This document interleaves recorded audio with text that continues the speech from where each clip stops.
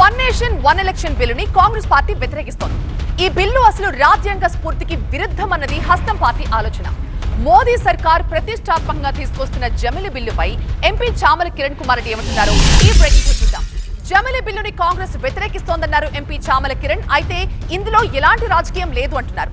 రాజ్యాంగంలో ఉన్న అంశాల్ని పొందుపరచకుండా రూపొందించే ఏ బిల్లునైనా వ్యతిరేకిస్తామని చెప్తున్నారు. జమిలి బిల్లును తీసుకురావడం అంటే రాజ్యాంగ రూపురేఖలు మార్చడమే అన్నారు ఎంపీ చామల కిరణ్.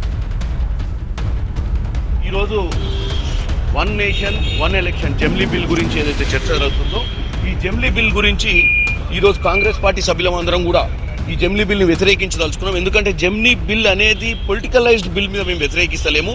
75 సంవత్సరాల కాన్స్టిట్యూషన్ చేసుకుంటున్న ఈ సమయంలో ఈ 75 సంవత్సరాల అంబేద్కర్ గారు రాసిన రాజ్యాంగాన్ని గుర్తు చేసుకుంటున్న డెఫినెట్గా మనము అన్కాన్స్టిట్యూషన్ అంటే కాన్స్టిట్యూషన్కి సంబంధం లేకుండా కాన్స్టిట్యూషన్లో ఉన్న అంశాలను పొందుపరచకుండా ఏ బిల్లు తెచ్చినా కానీ మేము వ్యతిరేకిస్తాము. ఎందుకంటే వాళ్ళు ప్రాపర్గా అండర్స్టాండింగ్కి రావాలి. ఎందుకంటే ఈ బిల్లు తీసుకురావడం అనేది చర్చ చేసి తీసుకురావాలి. ఈ బిల్లు టేబుల్ మీద పెట్టినప్పుడు మన కాన్స్టిట్యూషన్ ప్రకారం ఇది తప్పు. ఎందుకంటే మనకు ఆల్రెడీ ఒక కాన్స్టిట్యూషన్ ఉంది. కాన్స్టిట్యూషన్ ప్రకారమే ఎన్నికలు జరుగుతుంది.